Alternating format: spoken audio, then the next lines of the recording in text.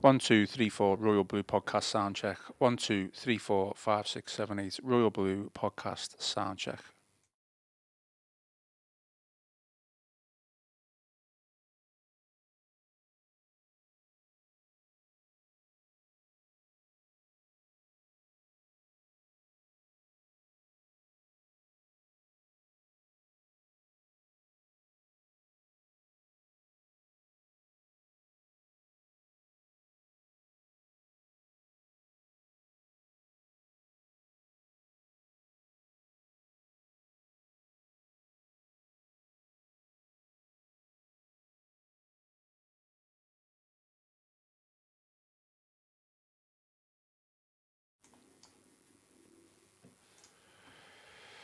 Hello and welcome to the Royal Blue Podcast. It's the Friday show. We are live and I am your host, Ian Kroll. Sat next to me in the Royal Blue studio, as always, is Everton FC reporter Chris Beasley. Chris, how are things? All good? Well, I don't know. We're all sort of trying to move on, aren't we? After the Bournemouth game, it's bizarrely it's supposed to be a hot one today, isn't it? It's just, well, I think the last remnants of summer, so maybe people will be able to enjoy that. But yeah, I think like we said earlier in the week, it's poor timing really. Obviously, it was the worst possible timing to have to go into the international break off the back of that result. But yeah, always plenty to talk about. Definitely, yeah, plenty to talk about. Me agenda is not massive, to be honest. So we are live. So get your questions in, get your opinions in. It would be great if I could read out some questions and put them to Chris, and we'll see what we get back. I mean, before we do, Chris, we always start with some plugs. Before we get to the usual plugs, you recently did an interview with Alan Irvine, former Everton player, former Everton assistant manager, and I feel like I can't remember if we spoke about it before it was published, but we haven't spoke about it since it was published. So, what feedback, if any, have you got from the interview? Obviously, it's up on the channel now. Yeah. People can listen, people can watch. But again, what feedback have you had? Yeah, I've been really pleased, to be fair, with the way that things have gone so far with Goodison Park, my home, and Alan's story was particularly interesting, I thought, given that he served Everton in three distinct different capacities. First as a player, he was on the sort of the fringes of that great Everton side. Kendall there played in the League Cup final against Liverpool before falling out of the picture there. Returned to Everton as David Moyes' assistant manager.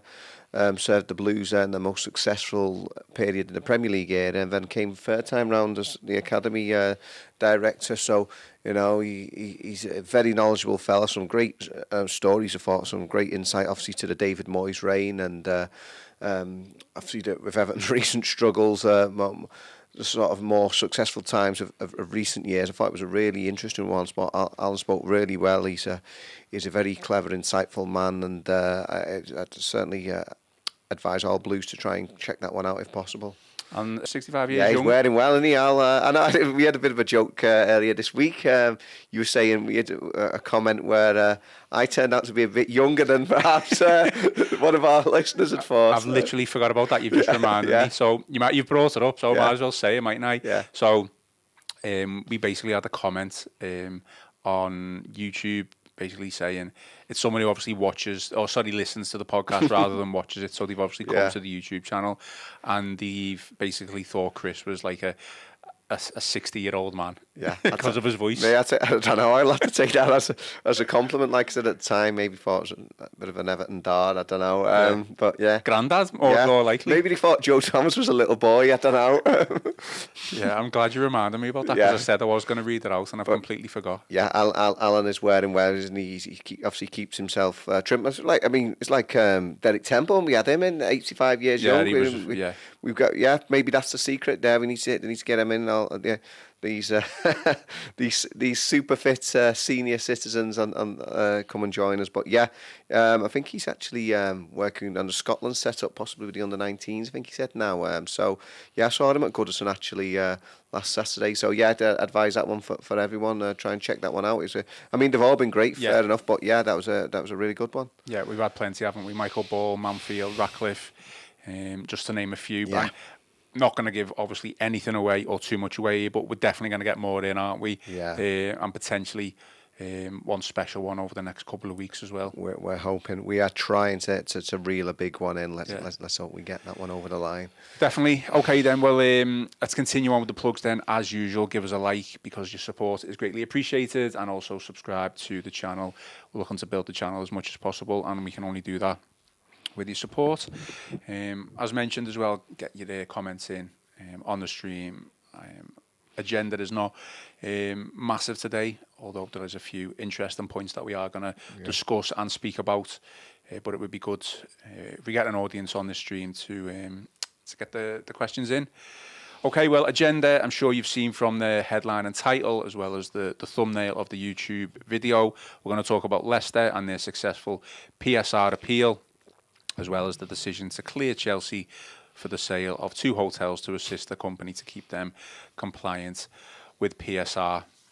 It's all go today. I mean, obviously, not really Everton related, but it is. You know, it's indirectly Everton related, isn't it, Chris? So before we get really into it, I'm just going to read out a little extract from an article just to provide context. Obviously, I think was it Tuesday, Wednesday that this really came out. Yeah, was it? I think it was late on Tuesday evening, and I did a piece about it Wednesday. Yeah.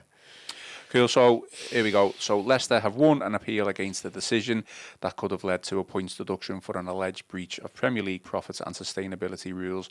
An independent panel found the Premier League did not have jurisdiction to punish the Foxes, as the club had been relegated to the EFL Championship when their accounting period ended on June 30th, 2023. Leicester said they had, quote, simply sought to ensure that the rules are applied based on how they are actually written. So they've basically got off on a loophole technicality. Yeah. What have you made of it all? Yeah, well, if anyone obviously wants to look back on that piece that I did on Wednesday, I mean, I'd pull no punches, really. I think it's, like you say, a loophole, the sharpest of technicalities. Make no bones about it. Leicester City breached. They breached bigger than Everton, breached bigger than Nottingham Forest. If it wasn't for this technicality, they could be looking, given them what happened with both Everton and Forest. Obviously, you both had points deductions last season for PSR breaches. Everton obviously happened twice. Once for Forest. They appealed. They didn't get any back. Everton did first time round, and then obviously dropped the appeal for the second one after they were safe. Leicester could have been looking about possibly about around 7 points, something like that, this season, which obviously affects Everton and all the other clubs who let's hope that Everton aren't involved directly in another relegation battle, but the bottom of the table at this very early stage of the season, the bottom at the moment. But yeah, Leicester City would have been expecting to get a severe points deduction or substantial points deduction. They breached, and I said they breached by a lot. The reason that they got off with this appeal is because they weren't technically under the Premier League's jurisdiction at the time. So because Abdoulaye Doucouré scored that goal against Bournemouth, sending them down on the final day, because of course until that point, Everton were only saved by a single goal. What would have been their first relegation in 72 years. Leicester went down as the same on that day, despite winning themselves. Because they went down, and their accounts were submitted on the 30th of June, they were no longer under Premier League jurisdiction. So they've got off on that technicality with this independent commission on the appeal. The 3 individuals involved that have deemed that that makes them exempt. Interesting because, of course, Leicester City changed when they were doing their accounting. It had been done, I believe, May the previous year, so they worked to a 13-month financial year as opposed to a 12. So if it had been submitted a couple of weeks or so earlier, they would have, before they handed their Premier League shares in, they would have still been under the jurisdiction of the Premier League. So they've got off on that, and it does very much apply to Everton, because when Everton had their case, they were told you shouldn't be kicking up a fuss, accept the decision. Obviously, that initially the 10 points they were given, which would have been the the most severe sporting sanction in 135 years of English top flight football. They were told, you should just accept this verdict and move on. If Leicester City had done that, they wouldn't have got that back. And also, it sort of feeds into this whole narrative that Evertonians were saying at the time, the likes of Andy Burnham, other prominent figures, don't know what you're doing, making it up as you go along, because what they've said, this appeal panel, is they've questioned the whole wording of the Premier League rules and regulations over this. So it sort of backs up everything that the Blues have been saying in terms of this whole system is not fit for purpose. And you're entering a lottery, it seems, of who you actually get on your panel, in terms of, with Everton's first panel, they were the Premier League equivalent of the hanging judge, dock 'em 10 points. Right. Then less so on the appeal. Obviously, they got, I think now it's 4 back, wasn't it? I mean, that many times.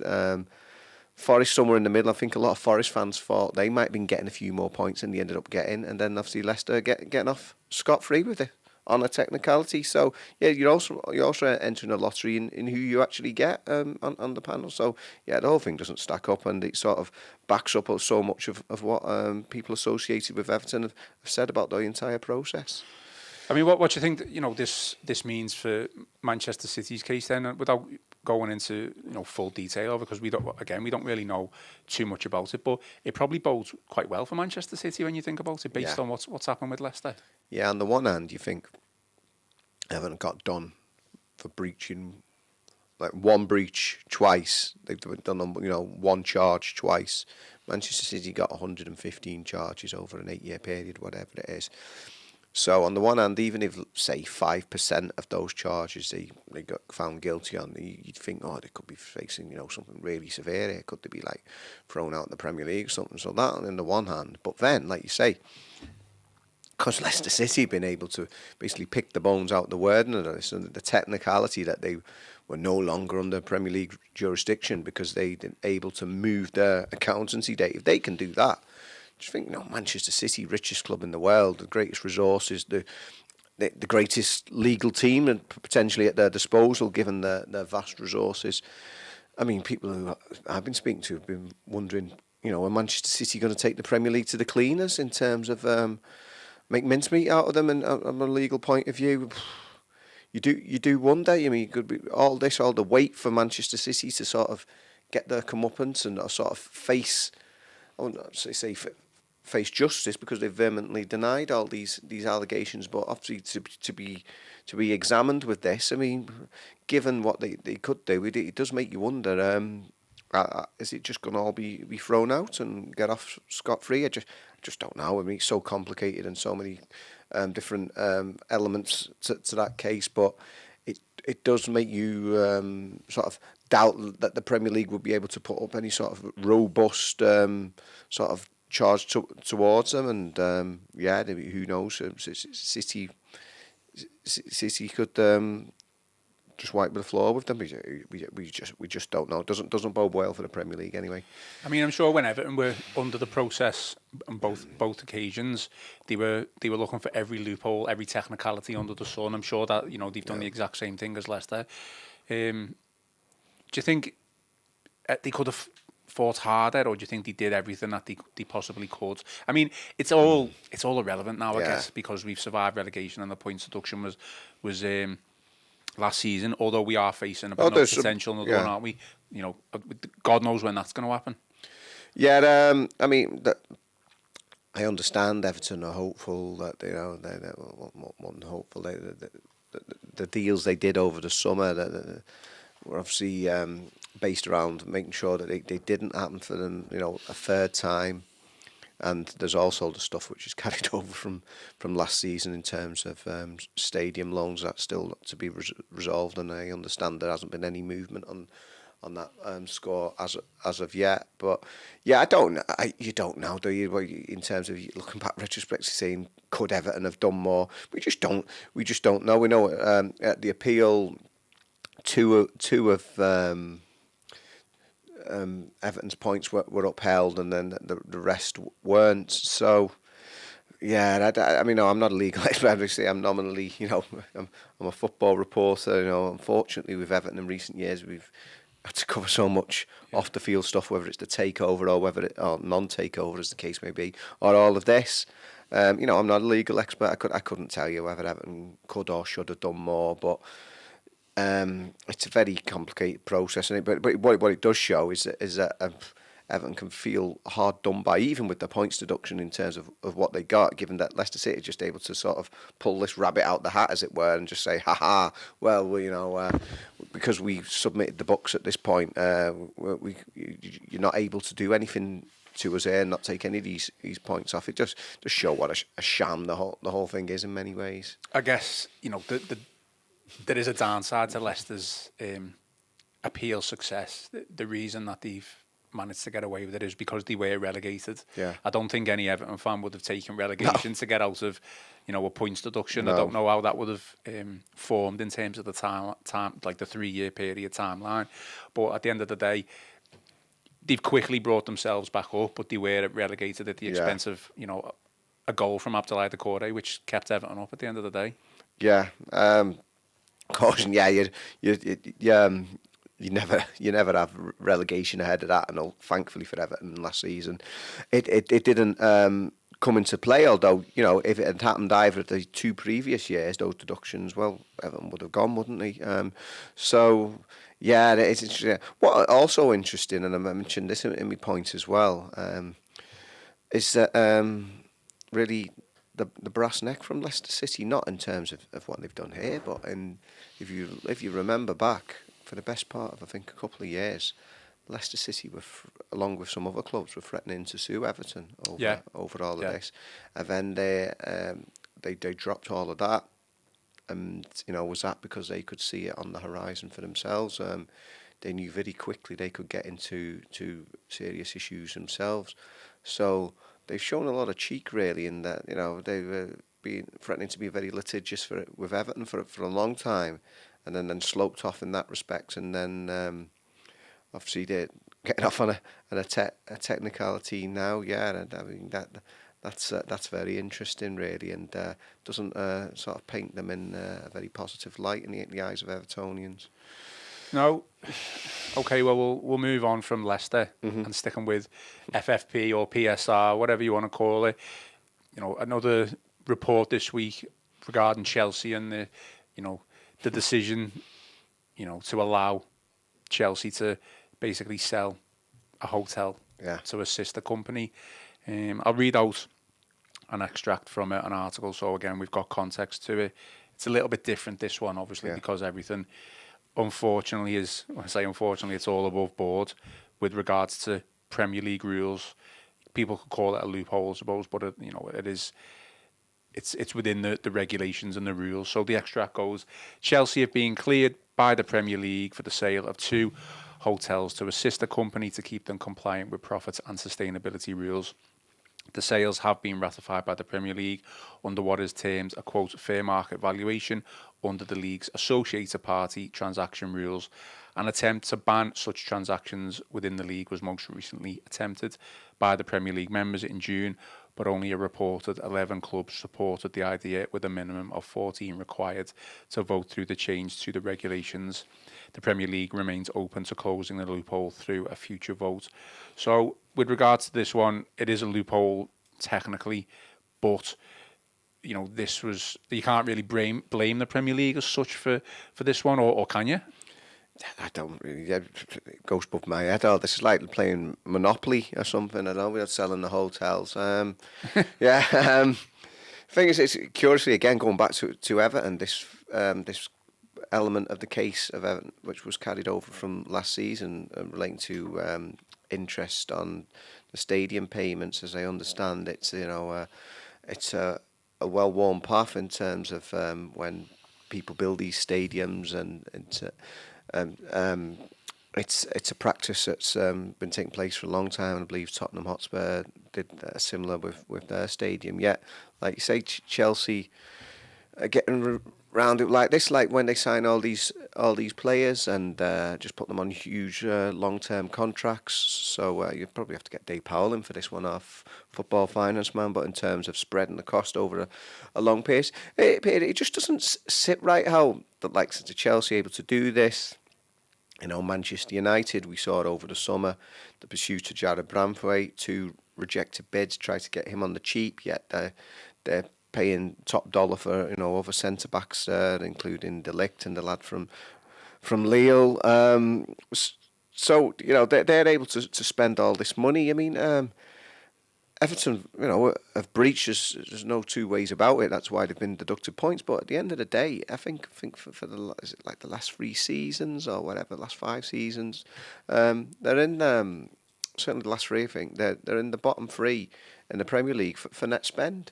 So it's like they're still struggling to get out this cycle, and like you say, still not out of the woods. And we don't know in terms of this last 12 months now. And I'm to be careful, count the pennies, do certain deals to make sure they're okay. Yet the big boys, as it were, in terms of the Sky Six or whatever you want to call them, and whether you like the phrase Big Six or not, excluding Newcastle before they got their wealth, it was a financial reality. They're able to do all this, whether it's Chelsea with the hotels and so Jim Ratcliffe's trying to get a new Old Trafford built by somebody else footing the bill for that. Yet, he's penny pinching over. Well, they had special dispensation as well, didn't they? Yeah, so, I mean, it just makes a mockery of the whole thing. I mean, on the one hand, the rules have been brought in so clubs live within their means, yet those who are the most powerful, those who are in the most established positions of like I said, of strength, are just able to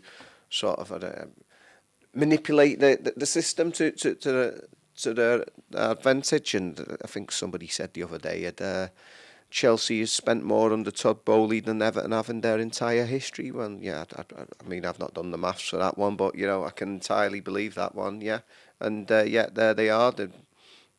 They're getting around it, whether it's on the field, stuff like that, or off the field with these hotels. They seem to find a way. But yeah, the Premier League come down on Everton like a ton of bricks. It just doesn't sit well. No, I mean, it's, although I do believe the rules were brought in good faith, all those years ago, I do think there's an element to it where it obviously prevents teams like Everton. And I mean, you only have to look at Newcastle.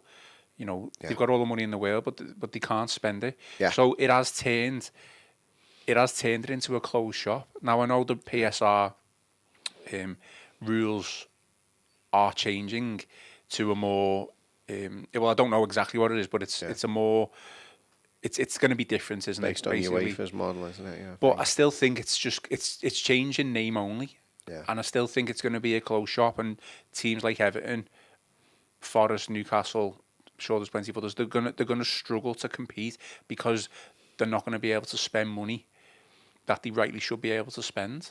Yeah, like you say with Newcastle, whatever you think of Newcastle, good, bad or indifferent, the chasing a dream is just sort of out the window now. Well, Chelsea and Manchester City, Blackburn, they all did it years ago, so why should it be any different for anyone else? Yeah, like you say, Blackburn Rovers, that just couldn't happen now.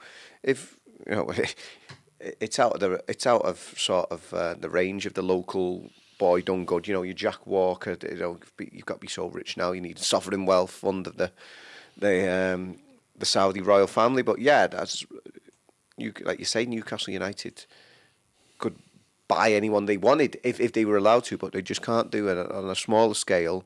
Other teams aren't able to do that too. It's just protecting those there. Everything seems to be geared up to do that, whether it's the change of the Champions League now, what we've seen there, the move to 5 substitutes.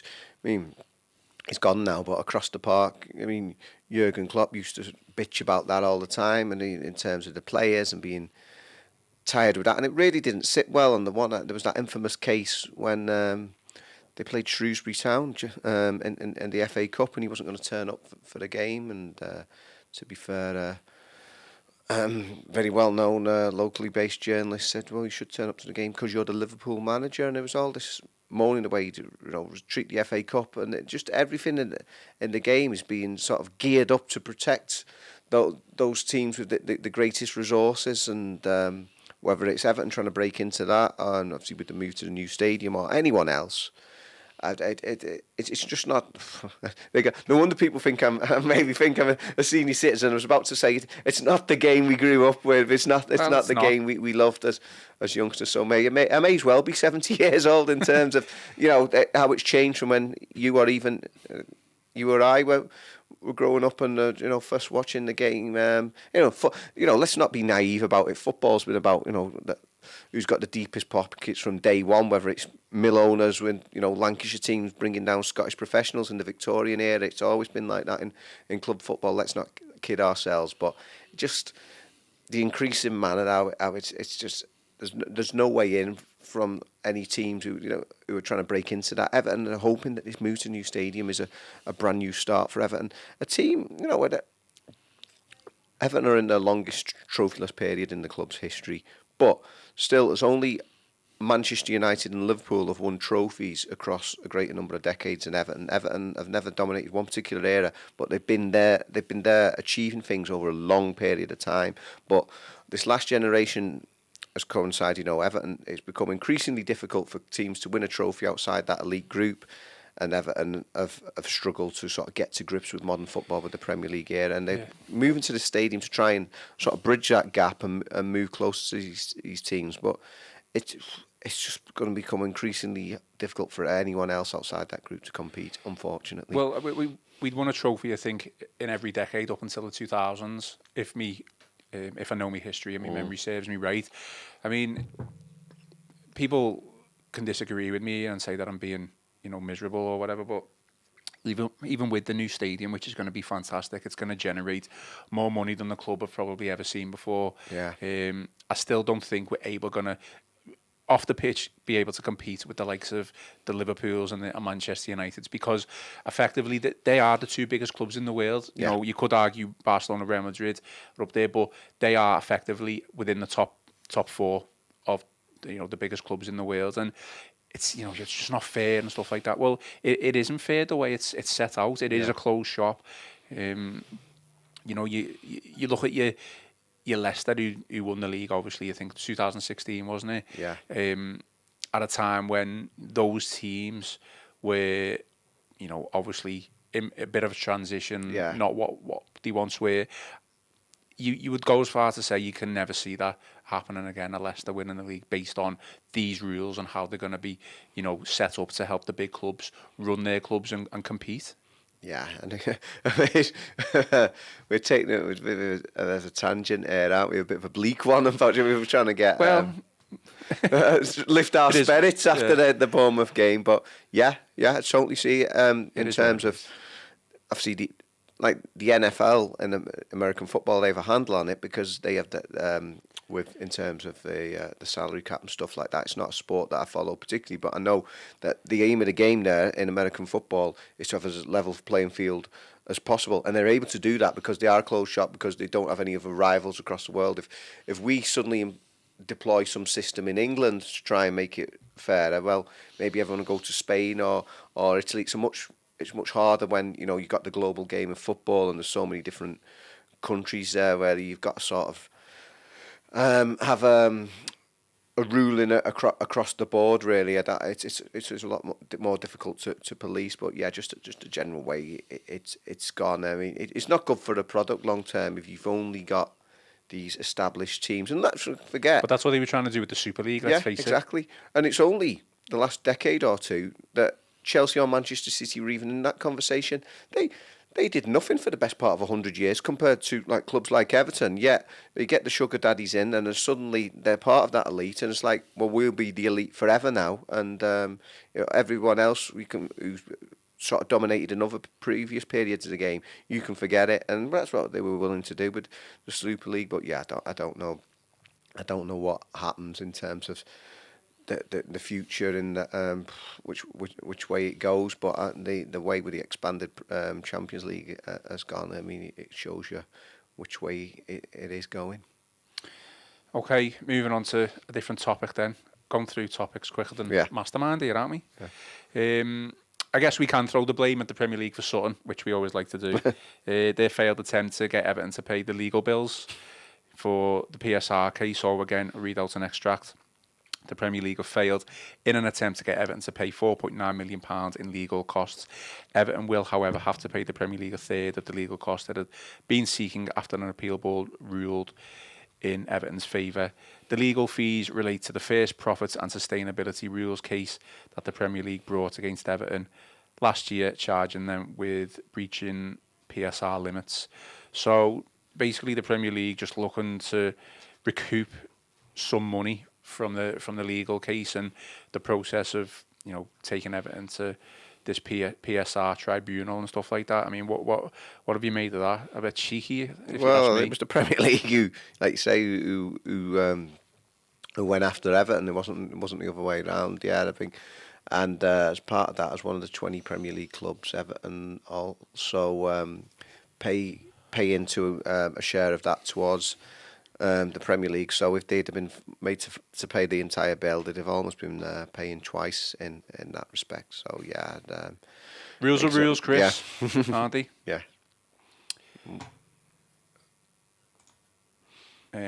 Sorry, something just happened on my computer then where I thought we were in trouble, but we're good. Yeah. We're good. Let's talk about some football side of things then. Unfortunately, it's still related to Bournemouth, but I think you did an article in the week. Some Louis Saha quotes, former Everton player. Yeah. Basically, Louis Saha just said Everton can't justify their performance against Bournemouth and need to find a solution as quickly as possible. Is he right? I mean, no point in looking at the performance really if you can't win. We've discussed it, openly and in depth this past week about. We haven't just discussed the negative side of things. We've talked about the positives, individuals, everything, that happened before the capitulation, basically. But obviously, Louis Saha, their former Everton player, he's probably got a point. Yeah, you can't justify everything. Well, going over old ground or sort of covering topics again. Big thing that it's obviously a result and a scoreline. I think nobody, young or old, had ever sort of experienced. But it's not like it was the previous week where you had a rookie like Roman Dixon who did well in the circumstances, given they lost 4-0. It's not like they had a load of young lads out there in terms of the back five. They were 5 internationals. Pickford had to make a couple of great saves in between the second and the third goal going in anyway. We had 5 players, all capped by their respective countries, all I think it's over 1,200 Premier League appearances between them.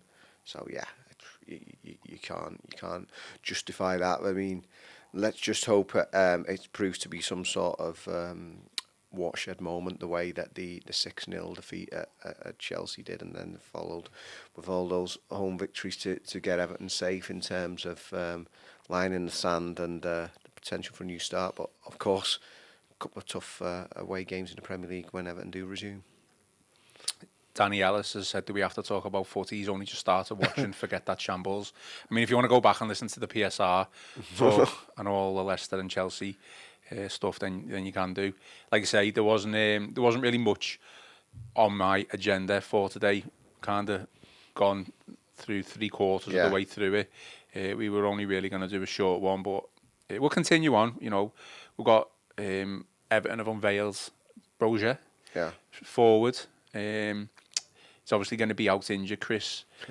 I think he obviously spoke to the club and talked about how happy he was to come here, but he's got a bit of an Achilles issue, which I think is October. He's not going to be back, at least to be able to train and stuff like that. So, what did you make of that, by the way, that transfer? Because it was like kind of on and off throughout the whole window, and then it was announced or it was reported after the window was shut. So it was a bit of a strange one, but obviously it was something that the club had been working on with Chelsea for a while. And I don't know whether Calvert-Lewin was involved in that, but is this a good loan signing?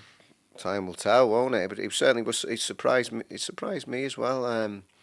I know, like you say, he was a name who'd sort of been linked to Everton for a long time. I checked it out early in the summer. I think they were talking about a 30 million permanent deal, and obviously that was not back at the time because Everton didn't have those sort of resources at the disposal. It was certainly an interesting one, given that Calvert-Lewin stayed, in which I think you and I and everyone who I seem to speak to was in agreement that was a really good thing. But with Calvert-Lewin staying, it just made me wonder.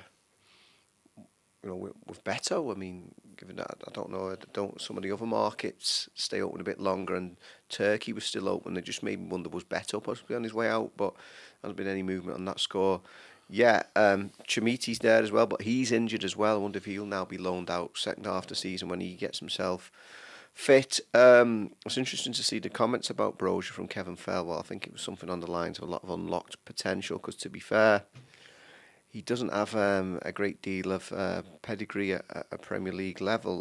Went to Fulham last season, didn't score, was it about 8 games or whatever he played for them. Chelsea's West London neighbours. He's did a previous loan spell with Southampton, because like you say, he's been on Everton's radar for a while now. Linked with him when Frank Lampard was in charge. Obviously, he had the Chelsea connections. There, he's a player with a lot to prove. He's certainly. I wouldn't have been happy even if he was fit, if Calvert-Lewin had gone and he'd been brought in as a direct replacement, because I think there is a lot to prove. Maybe he can come good. He's a big physical striker. Be interested just to see how he compares like for Calvert-Lewin and Beto, because although they seen as certainly more like for like than Neil Maupay, who was one who went through the door. What sort of striker Broja actually turns out to be, but if you just look at his numbers, it isn't a great goals to game ratio. People pull up Calvert-Lewin and talk about his goals to games ratio. I can see Ian's just crunching the numbers now as we speak, but yeah, it's not an impressive record. He was with Albania in the Euros. He's Slough born, isn't he? So he's not too far from Chelsea. Look, came up through the academy, but Albanian international, and I think. If I'm correct, that he got dropped by them in the summer. I don't know if he was carrying a knock then as well. So, lost his place in the Euros. So, yeah, there's a lot that we need to be convinced by. But it's another face through the door. And if we'd have said back in June, I think I've said this before, when Kevin Fairwell said the players would have to be sold at Bramthwaite, Calvert-Lewin would still be there, and there'd be 8 new faces. Well, you'd have taken that, and everyone would have been pleased. Looks like he's had a very stop-start career, doesn't it? I mean, his most prolific period has probably come under Vita Sarnam, if you can call that prolific. 10 goals in 30 games, and then Southampton on loan.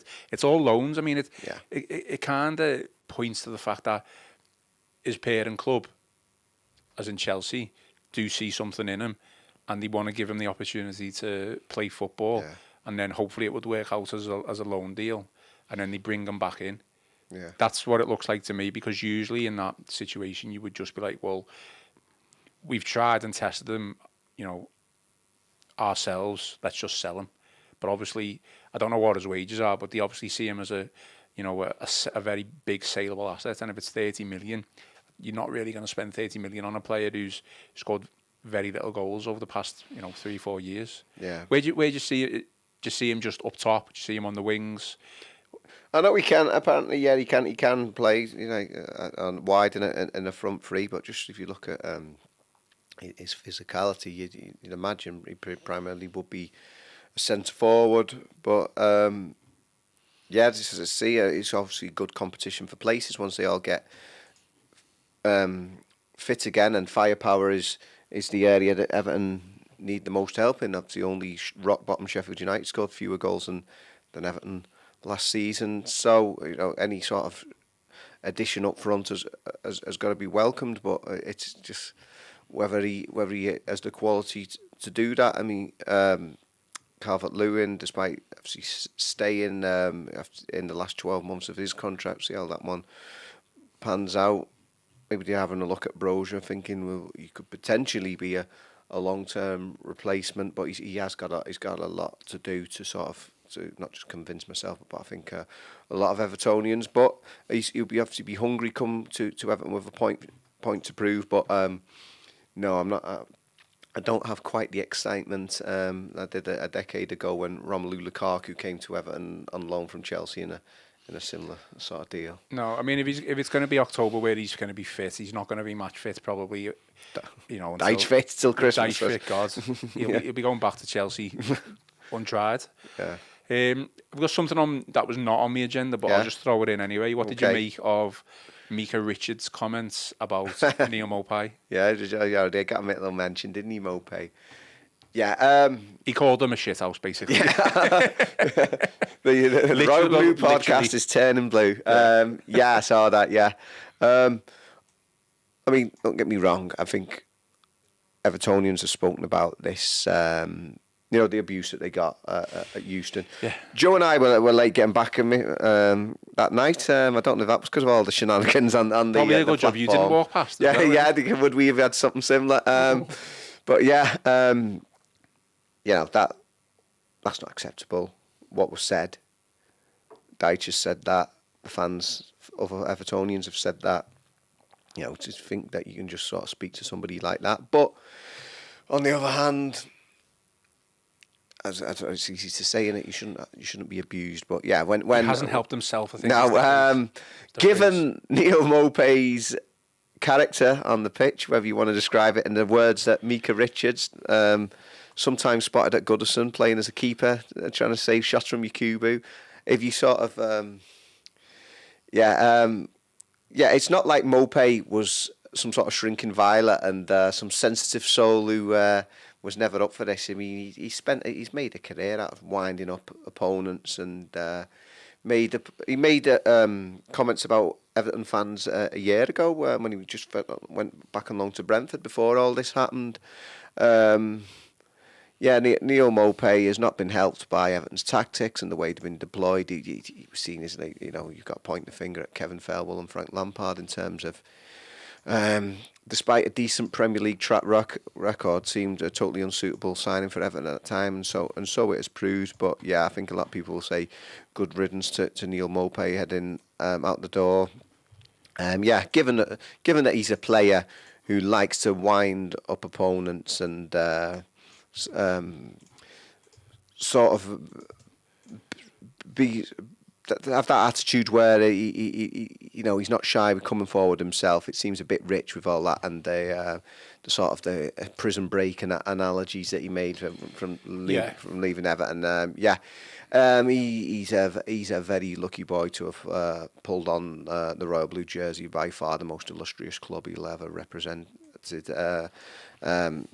In his career in England, and I don't think he'll be missed. Will he? He'll go down as one of the great Everton flops. Unfortunately, what was it? The one goal in about, I don't know. Was it? They end up being over 30 appearances in the end. It was something ridiculous. Yeah, and he did miss a lot of perceived to be easy chances. I would have said. Yeah, if only. If only he'd been as prolific with his finishing as he has with his comments, and it wouldn't have ended like this. Okay, we'll go to some questions and then we'll finish off with final remarks which is obviously going to be a long weekend for the international break. Stephen Sheehan has asked, dare I ask any takeover update? No, not at the moment. Don't seem they're anywhere further along with that. Strange, isn't it, in terms of, as I understand, nobody has actually told people within Everton that a period of exclusivity with John Textor even exists. I guess it's one to speak to Mr. Mashiri about that one. Good luck with that. Yeah. So no one from within inside the club who works at the club on a day-to-day basis, or even the media team, knows of any official period of exclusivity with John Textor. That's what I've been told in my communications. So obviously he's keen to do a deal, and that they're in talks. I mean, I understand that's. Is that common knowledge? Have we done an article on that? Yeah, we've said that it's not. They've been reported by the Echo that they are in a period of exclusivity. It was a period. It was that the club don't know. People in the club don't know about it. That is our understanding. Yeah, we've mentioned that so far. That came from the Athletic, and it was also interesting that nobody at Everton was in a position to knock that down, but nobody had told them, which was very different than either when the Friedkin Group came in and there was an announcement, or even more of a fanfare, obviously, when there's the huge statement when 777 first came in for their talks, which I think 9 days off for being the first anniversary of when the 777 announcement was first made. But so no, there hasn't been any update on that. It seems like I said, maybe Jim White can catch Farhad when he's had a couple of wines one evening, and he might be a bit more loose-lipped over that one. But yeah, we don't know. Okay, another question. We'll go through quite a few here, and we might as well stick with it while we can. So Blue Nose YouTube channel says, tongue-in-cheek, probably, we need to get those 10 points back, and it will put us 1 point above City. Is there any... No, I don't think that one... I think that was a non-starter, isn't it? Yeah, I don't think... I think Everton knew which way the bread was buttered when they dropped that second appeal last season. Yeah, thankfully, yeah, it didn't prove costly for Everton in the end, like it would have done the previous 2 years. Do you know what's going to be dead interesting? By the end of this season, because they're saying that based on what Leicester's breach, it would have been about 7 points. Be interesting to see where they finish now and if that would have impacted it. Yeah, let's just hope Everton are safe from any sort of involvement in that. MS says, can we get a refund from the Super Silk? Thought he was the best in the business. I mean, I think it goes back to what I said before. You know, about did Everton try hard enough? Did they do everything that they could? And I think the answer is probably yes, isn't it? Yeah, there's no loophole as such comparable to what Leicester City have got off. I mean, it's not like Leicester City have got the world's greatest legal team. I don't know who was representing them, but it's just obviously they've got this technicality, haven't they, which wouldn't apply for Everton. So yeah, it's not the same, is it? I'm sure that this wording of it as well probably wasn't in the small print. I'm sure that it was easily found. I'm sure Leicester were really confident going into this hearing or this appeal that they were going to get off with it. But yeah. Danny Ellis, I think this is in reference to what we were speaking about earlier with regards to being a closed shop. And the Premier League stance and everything in regards to Everton. So he said, don't forget the shot across the bars with our deal with Villa. So I think, remember when they sent out the warning letter to all Premier League clubs with regards to our transactions with Villa over Bournemouth. Yeah. Well, yeah, it's interesting. Yeah, at the time, it seemed a bit rich for the Premier League to be coming out with that. I mean, look at how that's all transpired. Now, Tim Bournemouth has made a terrific start to life at Goodison. Far ahead of anyone would have expected, I imagine, in progress, promising pre-season. He's been one of the best players in what's been a very difficult start so far, and at the moment he's a first team regular, whereas Lewis Dobbin's been loaned out to West Brom for the season. I was just going to check the team there. What are you so far it looks like Everton have done very well out of that, and an astute piece of business in terms of credit to Kevin Felwell and the scouting team for all that we've just discussed. How Neil Maupay was an awful flop. So far, Rabunam looks like he could be a very astute signing. Simon says the ownership issue needs to be resolved ASAP. It's dragged on too long now. The club is out of control, and we need a new owner to take control of the club and set out a clear vision for the future. It's exactly what we all want, isn't it? Yeah, unfortunately, when you've spent the best part of a season chasing an impossible dream with 777, who nobody really wanted, and was relieved to see the back of them. I mean, the man who, given that the Freaking Group pulled out over what we understand were concerns over the legacy of the 200 million owed to 777, it's easier said than done. Of course, everybody wants that, but it's not easily resolved, especially when the man in the driving seat at the moment, John Textor, owns 45% stake in a rival Premier League club. That's a massive hurdle that needs to be overcome. So unfortunately, we can say we all want that, but I don't see anybody else knocking on the door at the moment. So unfortunately, it looks like it will drag on. Certainly, given that there's been no new information on that score as we speak.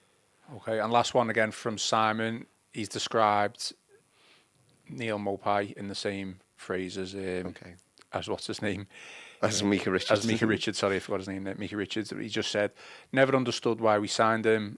Glad he's left the club. He should spend more time training instead of being so active on socials.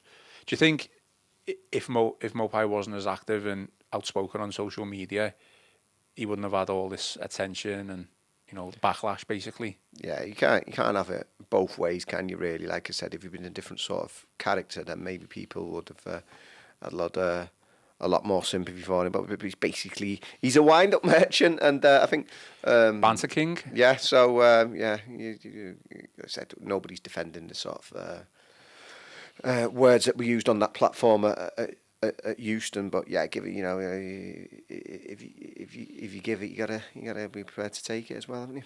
Okay, well, we did say it was going to be a short one, but we're on 52 minutes, Okay. so we probably will finish off now. So, any final remarks? I just say, let's all try and be positive and measured. We're not trying to kid a kidder and say that it's been anything but an awful start and worse than we would have expected. Certainly with those two home games. But another piece I did this week was about 4 reasons why Evertonians can be more optimistic, and not reasons to be cheerful, because I wouldn't go that far, but reasons why, if we just try and take a measured look. I mean, I know it's so difficult given the nature of the Bournemouth defeat, but there's actually, they're trying to implement a more sort of progressive style of play, new players coming in, and the one, and like I mentioned, the great experience in that back five, it is inexcusable. But if you just sort of take a step back and sort of look at the bigger picture, then hopefully, much better times will be lying ahead. Although you do fear with the fixtures on the horizon, it might not just be straight away. Hopefully they'll prove me wrong on that score. Okay, well, in terms of our schedule over the next week, we're probably not going to have a podcast or a live show until Wednesday, which is just before the Villa game, and that is the 11th of September. Because there's a few people off and I'm off as well. So our next show should be Wednesday the 11th. But obviously, if you're a regular person who comes to the Royal Blue channel and podcast, there's plenty of content that you can listen to if you haven't already. So just letting you know that, barring any breaking news, that our next show should be, we'll start building up to Villa and everything that goes along with that from the 11th. And that should be me and you. Hopefully, depending on if anything else happens. I can't think of anything else, to be honest, that we need to discuss at this moment in time. So yeah, that is all from today's show. I think, as always, give us a like and subscribe to the channel and leave us a review on Spotify and Apple, and also like our Facebook page, which is Everton FC Liverpool Echo. I've been Ian Kroll, joined by Chris Beasley, and this has been the Royal Blue Podcast.